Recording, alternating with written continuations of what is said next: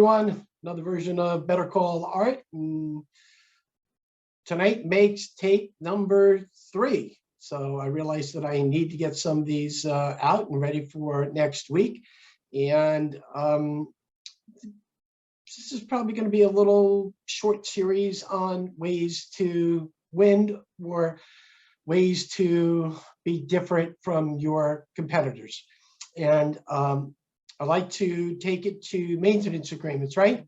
So most companies, most dealerships, most direct branches, everybody's going to talk about having a maintenance agreement with the machine. I think the number is somewhere like 90% of all the machines are sold with a maintenance supply agreement. Some are sold with a cost per copy agreement. Some are sold monthly. Some are sold quarterly. Some are sold yearly. But the basic gist is whenever the day you get the machine is the day your annual or quarterly agreement starts, right?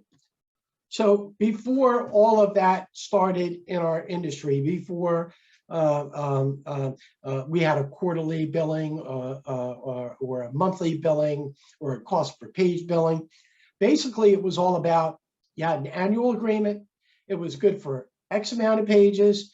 And when you exhausted those X amount of pages, you had to renew for another X amount of pages.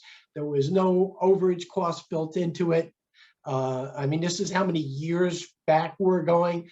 And a lot of times that did present problems because there was no metering with the copies. There's a technician would go out and get a meter read, or we'd send somebody out to get a meter read. And that was the only way we really kept track of the volume that was going on with the machines, which led us to, I'm going to move back now since you've got the maintenance overview of the machine, maintenance agreement overview of the machine.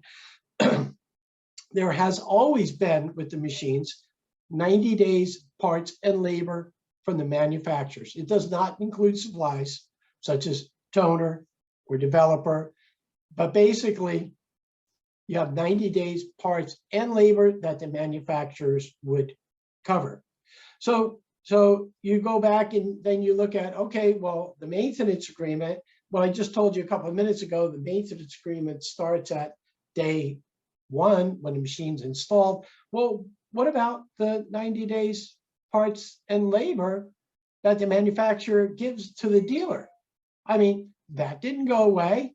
That's still there. In some cases, some of those agreements can even be better than the 90 days parts and labor. Excuse me, but I just want to stick on it 90 days parts and labor and give you an idea for another way to win. So if you sell a machine without a maintenance agreement, in most cases, you are including with that machine 90 days parts and labor. And then either the client has to buy the supplies, the toner, or the salesperson includes the toner. So why not try it this way as another way to win, all right? So say to your customer, we're going to be different, right? So instead of saying, we're going to give you a year of maintenance, maybe you want to include it in the price, or maybe everybody else is in it 12 months, maybe you need to add a little bit to it. So you can call it a 15-month agreement, right? So what you do is you write it so they have the 90 days parts and labor, and the annual agreement or the quarterly or monthly billing agreement starts after the 90 days. Your only cost is going to be to get them a container of toner, and you can negotiate that up front with the client if you need to. I mean, if you know they're going to do 20,000 pages, of course you got to make sure that you're going to give them 20,000 pages. If it gets too costly, you could ask the customer to pay for more. But the idea is to give something to